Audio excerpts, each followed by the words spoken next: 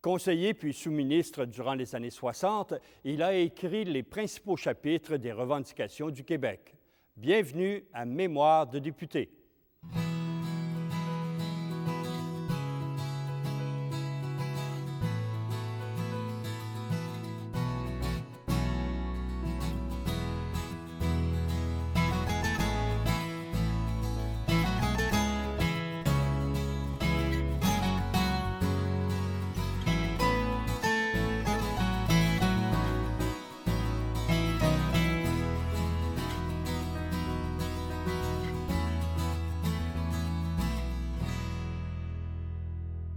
Bonjour, M. Morin. Bonjour. M. Morin, vous êtes un passionné de la lecture. Vous avez une grande bibliothèque chez vous. Comment cette passion-là vous a guidé vers la politique? Oui, on ne comprend pas ce qui m'est arrivé par la suite si on ne sait pas ce que je veux dire maintenant. C'est-à-dire que depuis que je sais lire, j'ai été passionné par la lecture, j'ai accumulé des livres, j'ai lu de tout, et j'ai jamais cessé. De sorte que, au cours des années, quand j'étais plus jeune et quand j'étais étudiant, j'avais commencé à comprendre un certain nombre de problèmes en ce qui concerne le Québec. En tout cas, je pensais que je les comprenais. Mais j'étais assez informé sur un certain nombre d'enjeux de société qu'il s'est produit ceci, un incident qui a été déterminant pour le reste de ma carrière, c'est que quand j'étais jeune professeur d'université, M. Lesage, qui venait d'être nommé premier ministre, cherchait un rédacteur de discours. Et il a commencé avec quelques collaborateurs, mais à un moment donné, il voulait quelqu'un de plus stable et qui serait là en permanence. De fil en aiguille, je ne rentre pas dans les détails, il y a quelqu'un qui a proposé mon nom. Moi, je ne connaissais pas M. Lesage, je ne l'avais jamais rencontré de ma vie. Je connaissais son style, mais j'ai accepté d'écrire ses discours parce que je me sentais aidé par toutes les lectures que j'avais faites sur les problèmes du Québec. J'avais déjà des idées. Je ne dis pas qu'elles étaient bonnes, mais en tout cas, j'en avais. De sorte que je pouvais taper des textes sur aussi bien les problèmes concernant le développement régional que l'économie du Québec, que le rôle de l'État, même un peu les relations Québec avec Ottawa. Pas parce que j'étais savant, mais parce que j'avais accumulé comme ça un certain nombre de notions. Et comme je tapais assez vite à la machine à écrire, et que j'avais trouvé le style qu'il fallait pour M. Lesage, le résultat, c'est que j'ai écrit les discours de M. Lesage, 95 de ce que Lesage a dit publiquement, de fin 60 jusqu'à 66. Alors, la lecture a été ce qui m'a permis de faire ça. Le fil conducteur. Et qu'est-ce qui vous a attiré dans la haute fonction publique, vous qui avez commencé comme professeur et fini votre carrière aussi comme professeur? Il n'y a rien qui m'a attiré dans la fonction publique. C'est que j'ai été happé, c'est en quelque sorte, et puis je vais vous dire en deux mots de comment ça s'est passé. Donc, j'écrivais les discours de M. Lesage, puis je le rencontrais pour en discuter parce que j'attendais jamais de lui des instructions. J'écrivais un texte, je lui disais, si vous n'aimez pas ça, vous le changez, mais il ne changeait pas. Bon, alors c'était parfait. Mais alors, un dimanche après-midi, j'étais dans la rédaction du discours du budget de l'année 61, et j'étais chez lui, et puis il m'a proposé à ce moment-là de devenir sous-ministre d'un ministère qui n'existait pas encore, qui existait sur papier, il y avait une loi, le ministère des Affaires fédérales provinciales. Moi, je ne voulais absolument pas m'en aller dans le fonctionnariat. J'étais heureux à l'université, c'était ma vocation. J'ai refusé, ça m'a pris une semaine ou deux à le dire à M. Lesage, puis c'est resté là. En 63, il m'a fait la même proposition. Il voulait absolument que je sois avec lui en permanence. Je pense qu'il tenait surtout à moi comme rédacteur de discours parce que mes compétences dans le domaine fédéral provincial étaient sinon nulles, en tout cas pas très élevées. J'ai accepté parce que je me suis dit, je vais aller faire une expérience. J'enseigne à l'université, c'est pas une vilaine idée de savoir comment ça se passe dans les gouvernements.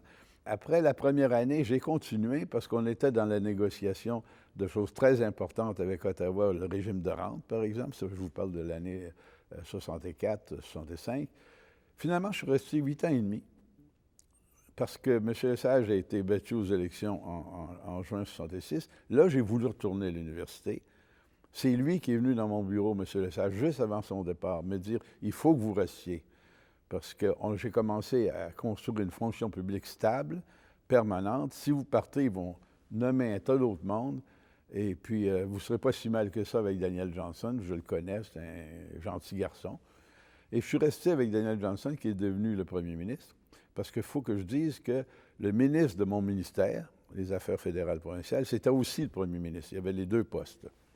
De sorte que je suis devenu sous-ministre donc de M. Lesage, ensuite de Daniel Johnson, qui est décédé, comme tout le monde le sait, en 1968.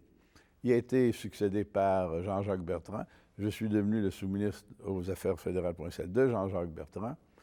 Et quand Jean-Jacques Bertrand a été battu par Robert Bourassa, qui était aussi ministre des Affaires intergouvernementales, parce que le nom du ministère avait changé entre-temps, de même que les fonctions, j'ai été sous-ministre de Robert Bourassa. Avec M. Lesage, vous aviez une relation très étroite. Oui, on n'était pas... D'ailleurs, j'ai toujours eu des bonnes relations avec tous ces patrons-là, les premiers ministres, alors que j'avais pas on n'avait pas du tout, Lesage et moi, ou Johnson et moi, ou l'évêque plus tard et moi, pas du tout le même tempérament. Puis pas la même formation, on n'y revient, mais c'est drôle, ça s'est bien passé. M. Lesage passait pour quelqu'un qui était arrogant et distant. Puis c'est vrai qu'il avait l'air de ça, dans le public. Mais dans le privé, il était d'une simplicité, il était plus simple, aussi simple que Robert Bourassa ou l'évêque pouvait l'être. Et ça m'a étonné, ça m'a plu. Et je me suis toujours bien entendu avec lui parce que j'avais pris une technique qui est importante de signaler. C'est peut-être un conseil, je ne sais pas si c'est un bon conseil, mais à donner à d'autres qui se trouveraient dans la même situation. Et ça s'applique à un tas de choses que j'ai faites. Je décidais moi-même, compte tenu de ce que je suivais dans les journaux, que ce serait peut-être le temps de parler de ceci ou de ça. Et là, j'avais dit à Lesage, je ne suis pas pour aller vous déranger pour vous demander ça. J'ai écrit quelque chose, si vous n'aimez pas ça, je vous le donne assez d'avance que vous pouvez le corriger ou le faire corriger. Lesage dit, parfait. Et j'ai aussi, me suis mis aussi à rédiger, en tant que sous-ministre des Affaires fédérales provinciales, les mémoires du Québec aux conférences fédérales provinciales. C'est-à-dire, je m'installais devant ma machine à écrire, puis là aussi, je tapais ce qui me venait à l'esprit et qui me semblait être des positions à défendre, compte tenu de l'agenda qu'il y avait à la conférence fédérale provinciale. Évidemment, je n'écrivais pas tout seul, puis je n'inventais pas tout seul. J'avais des conseillers, mais il n'y en a pas beaucoup au début. Quand mon ministère a commencé, il y avait moi et le secrétaire. Puis après ça, bon, je n'ai ajouté quelques-uns. Et à un moment donné, bien, il y a eu un gars comme Louis Bernard, qui a fait carrière par la suite, et puis d'autres avec qui je travaillais. Mais c'est moi qui étais le responsable de la conception, non seulement sous Lesage, mais sous Johnson, Bertrand et Bourassa, avec une nuance à laquelle je viendrai pour Bourassa, comme responsable de la rédaction, de la confection, puis de l'allure du mémoire du Québec aux conférences fédérales provinciales, toutes ces années-là. Sous M. Lesage, il y avait... on établissait la Révolution tranquille, les grandes réformes. À quelles principales réformes vous avez travaillé? Moi, je n'ai pas été attaché à une réforme en particulier, sauf celle concernant les positions du Québec par rapport au reste du Canada et à Ottawa. Mais j'ai été témoin des discussions concernant toutes les réformes de la Révolution tranquille. Parce que M. Lesage, et ça c'était admirable à l'époque, aujourd'hui il serait impensable, le gouvernement du Québec est en train de se construire. Il n'y a pas de frontières rigides dans les fonctions. C'est-à-dire, moi j'étais sous-ministre. Aujourd'hui, un sous-ministre, bien, il est en charge d'un ministère, mais il ne s'occupe pas de questions politiques d'une façon qui était la mienne à l'époque. Donc, en d'autres termes, j'étais en même temps sous-ministre en titre, aussi conseiller économique, et puis conseiller sur n'importe quoi. Quand ça avait envie de placoter, je pouvais très bien être là devant lui dans son bureau pour des choses qui ne me concernaient pas.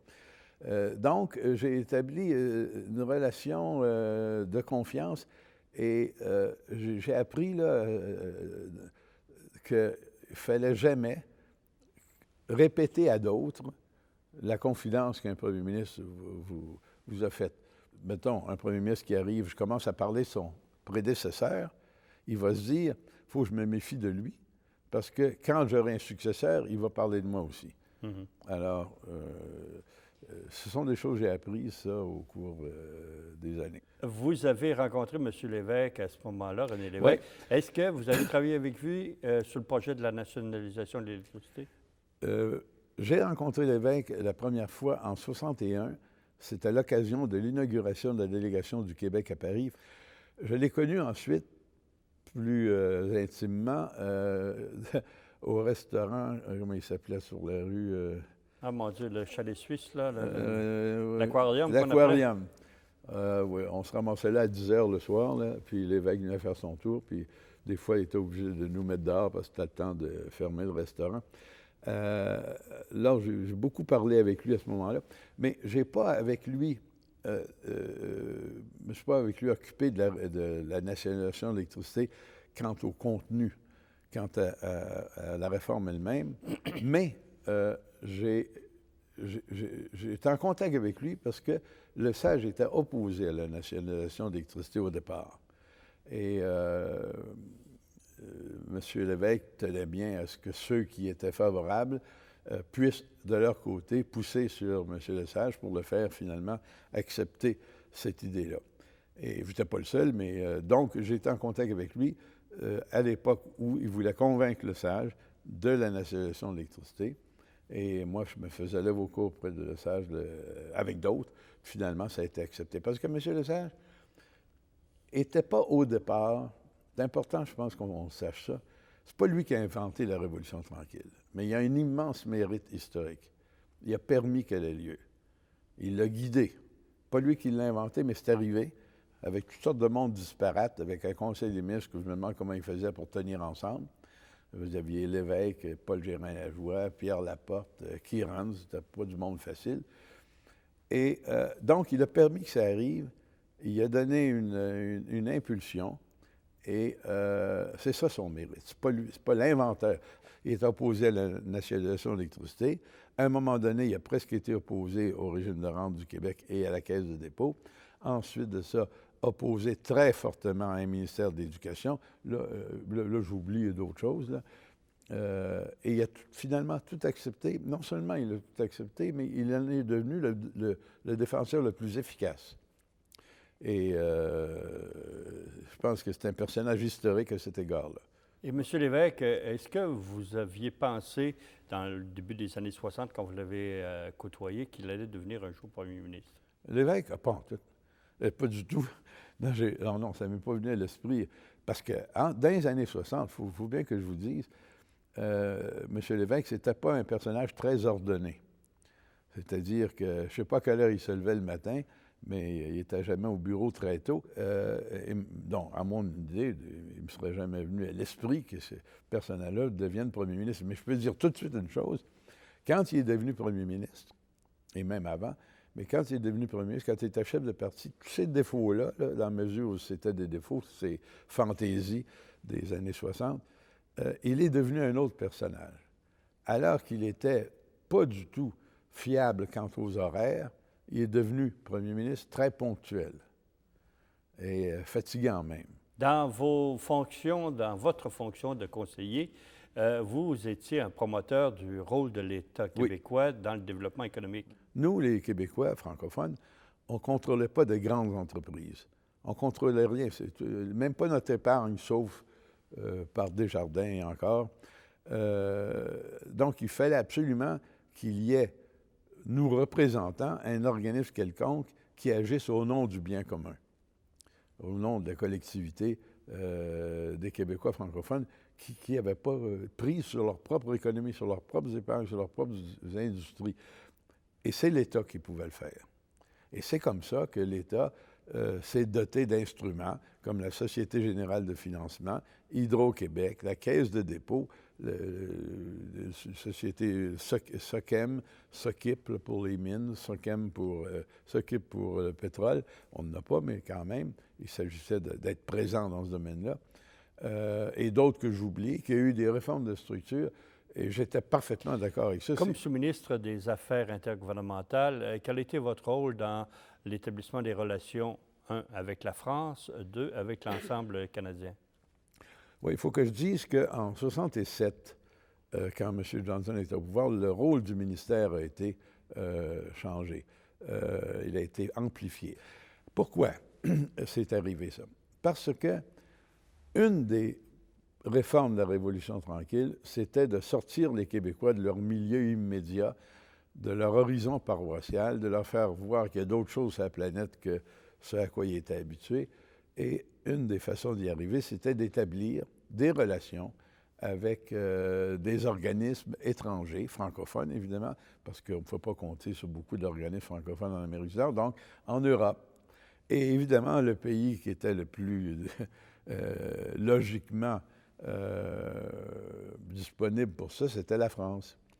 Et se sont établis entre le ministère de l'Éducation français et le ministère québécois. Donc, on a entrepris avec la France des relations dans tous les domaines possibles. Là, j'ai parlé d'éducation, il y a eu la culture, il y a eu la technique, il y a eu le développement régional, la recherche scientifique, etc., au cours des années. Et cette relation directe entre la France et le Québec a énormément déplu au gouvernement fédéral. Au début, le gouvernement fédéral était plutôt indifférent ou d'accord, ça allait de soi. C'était folklorique, tu sais, la France et le Québec. Bon. Mais c'est quand c'est devenu politique, puis qu'il y a eu des accords formels, et que le Québec a commencé à parler en son nom à la France sans référer au gouvernement fédéral, ça a été une lutte sous Trudeau qui a duré des années de temps. Il s'agissait de réduire le rôle du Québec, même le faire disparaître si possible. Mais il fut un temps où les relations étaient quand même assez bonnes. Du temps de Lesage-Pearson, les relations étaient quand même assez bonnes. Ce qui s'est passé, c'est que c'est vrai que sous Lesage, les relations entre Lesage et le premier ministre Pearson étaient, je dirais, excellentes. Il faut dire que Pearson était minoritaire à Ottawa et que Lesage était largement majoritaire au Québec. Ça peut jouer, mais quand même, les relations étaient bonnes. Il y a eu un accord qui a été très avantageux pour le Québec, qui est survenu en 64, au mois d'avril ou mai 64. M. Lesage a fait un grand discours solennel à cette époque-là. Et dans cet accord-là, Québec avait gain sur 90 de ses demandes, dont l'existence d'un régime de rente québécois, avec une caisse de dépôt québécoise. Et c'était le plus grand gain fédéral-provincial. Là, je vais vous dire une chose étonnante, les gens ne savent pas ça. Le plus grand gain fédéral-provincial de toute l'histoire contemporaine du Québec. Il n'y a jamais eu rien par la suite en ampleur d'équivalent à ça.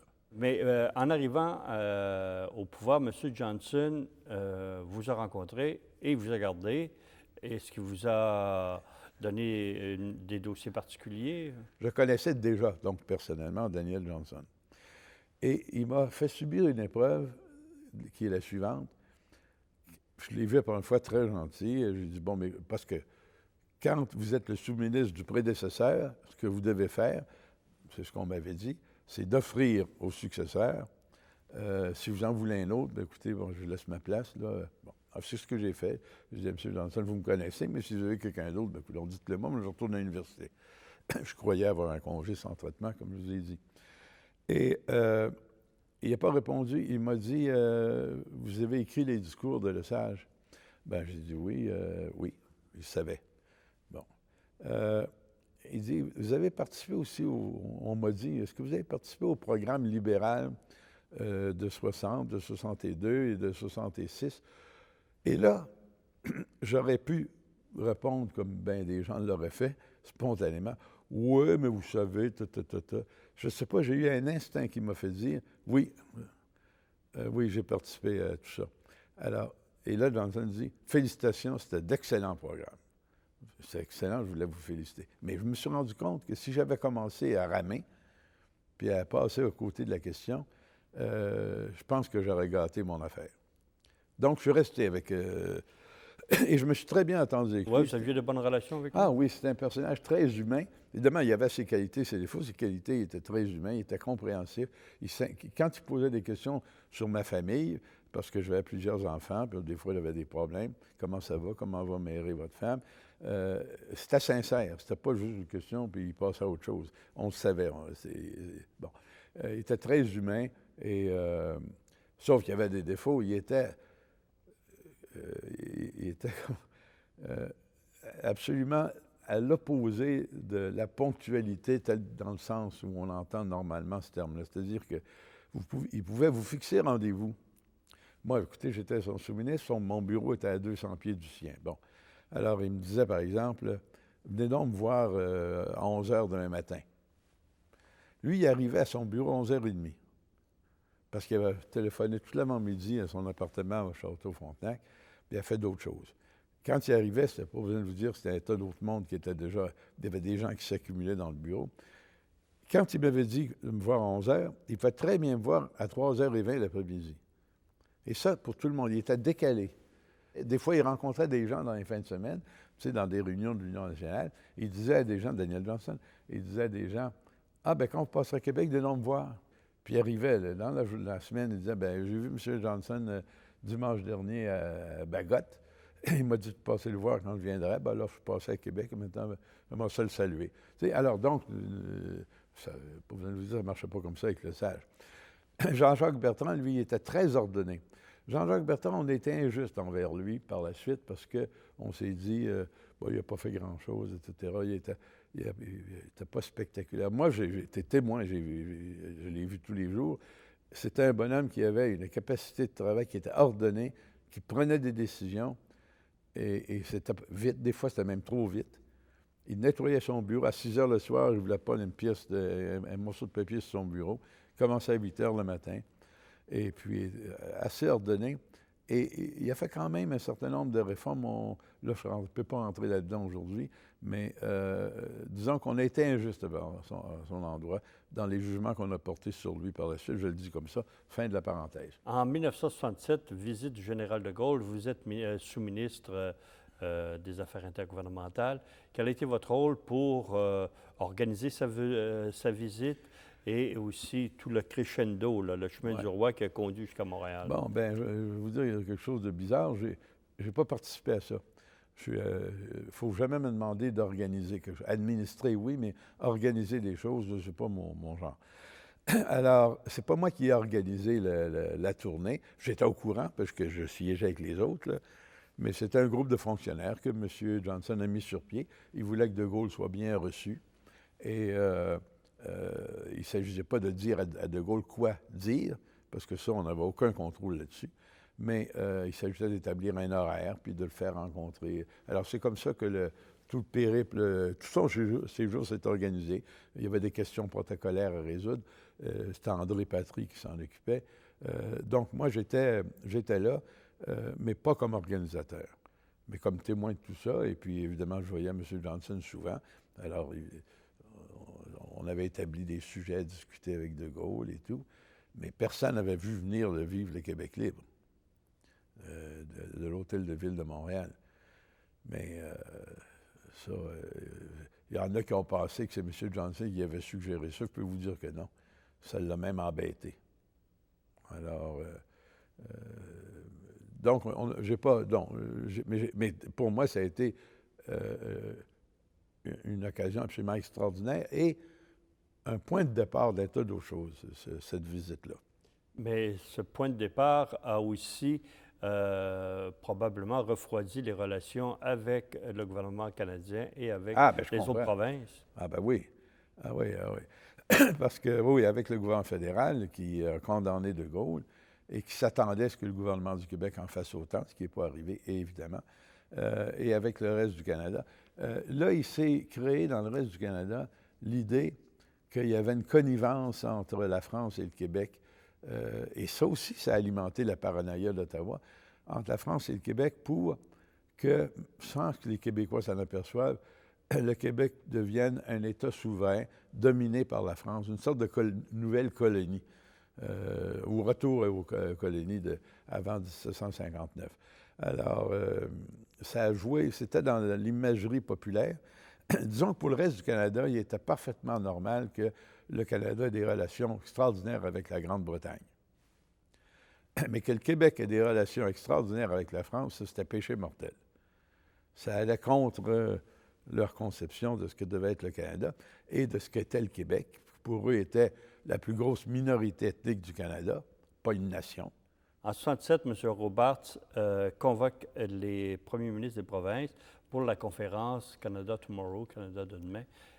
Quelle position vous avez élaborée pour le Québec à cette occasion-là? Évidemment, cette initiative de Robarts a choqué les fédéraux parce que c'est eux qui doivent convoquer les conférences des provinces. Et pour eux, c'était une sorte de mini-révolte que les provinces se réunissent ensemble. Donc, c'était le moment où le Québec a écrit noir sur blanc, sur le plan constitutionnel, un certain nombre de changements qu'il voudrait. Et on a continué ça par la suite parce que le fédéral a repris le relais et c'est là qu'ont été lancées les grandes conférences fédérales provinciales constitutionnelles de février 68 à juin 71. Et là, pas besoin de vous dire que moi, j'ai, comme sous-ministre, participé probablement à une centaine de réunions au cours de ces années-là, sous 3 premiers ministres de suite. Et c'est toujours les mêmes positions qu'on présentait. Et c'était quoi le fil conducteur? Le fil conducteur, c'était ce qu'on appellerait aujourd'hui la reconnaissance de la nation québécoise. C'est-à-dire pas la reconnaissance comme dans celle qui a eu lieu à Ottawa là, il y a 2-3 ans, symbolique, mais avec un nouveau partage de pouvoir qui reconnaîtrait à la spécificité québécoise, le caractère massivement francophone, etc., les positions, disons, autonomistes naturelles que Duplessis avait commencé à défendre, que Lesage a continué, mais ça a été systématisé sous Daniel Johnson parce que là, il fallait penser à des changements à la Constitution. Donc, il fallait être plus précis. Et par la suite, on l'est devenu de plus en plus. Donc, il y a eu des réclamations très précises qui ont été faites dans les années qui ont suivi, à partir de février 68. Et le fil directeur de tout ça, c'était le Québec a un caractère particulier et par conséquent a le droit d'avoir un statut particulier qui correspond à sa nature et à sa culture. Et bon. Et cette même pensée, ce même fil conducteur a continué sous M. Bertrand. Sous Bertrand et sous Bourassa aussi, mais sous Bourassa, je ne suis pas resté, dans ce sens que j'ai démissionné au mois d'octobre 71, donc un an et demi après qu'il est arrivé au pouvoir. Mais là, les mêmes positions ont été défendues mais là, je vais vous raconter une anecdote, mêmes positions ont été défendues sous Bourassa, parce que les conférences constitutionnelles continuaient. Mais là, Robert Bourassa m'a dit, moi, je suis un jeune administrateur efficace, je voudrais que ça finisse vite, les conférences, pour montrer que nous autres, les libéraux, contrairement à l'Union nationale, on règle le problème vite. J'ai dit, tu ne peux pas régler ce problème-là vite, à moins de faire des concessions. Par la suite, Robert Bourassa s'est montré beaucoup plus conciliant, puis il ne voulait surtout pas de chicane, puis, ben, vous connaissez, tout le monde connaît un peu le schéma de l'époque. Il est arrivé quelque chose d'absolument extraordinaire qu'on n'avait jamais vu avant, c'est qu'il a accepté, je ne sais pas comment ça s'est passé, il a accepté que lui soit prêté un des conseillers de Trudeau pour son cabinet à lui, son cabinet, pas son cabinet de ministre, mais son cabinet politique. Paul Tellier, dont les gens connaissent maintenant le nom, à cause de ses occupations que j'ai eues par la suite. Paul Tellier, donc, est prêté par Trudeau à Bourassa pour faire une sorte d'étude de l'administration publique québécoise et donner des conseils. Et parmi les conseils qu'il donne, il y en a un qui est il faudrait abolir le ministère des Affaires intergouvernementales parce que ces gens-là, ils ne disaient pas comme ça, mais ça voulait dire c'est ceux-là qui inventent des dossiers où il y a des chicanes et tout, puis les relations entre les deux gouvernements sont mauvaises parce qu'il y a ces gens. En français, ça voulait dire Claude Morin est là avec son ministère, tu n'as pas le temps de t'en occuper, toi, Robert. Donc, lui, il invente des positions que le reste du Canada ne peut pas accepter. C'est un nid à chicane ou une cause. L'idée, c'est d'abolir le ministère. Sous-entendu, Morin va s'en aller. Abolir le ministère et ces fonctions-là, de les garder au Conseil exécutif. Mais votre ministère n'a pas été aboli. Il n'a pas été aboli du tout. Non, c'est Arthur Tremblay qui va succéder comme sous-ministre. Ben non, Robert Bourassa, il trouve ça drôle aussi, cette recommandation-là, mais c'est pour vous dire que jusqu'à quel point les fédéraux ont voulu contrôler. Envoyer un conseiller ici, puis qui vient dire, noir sur blanc, j'invente pas ça, ces textes-là existent, d'abolir le ministère qui embête la vie, qui complique la vie à Ottawa. On y reviendra la semaine prochaine. Merci, M. Morin.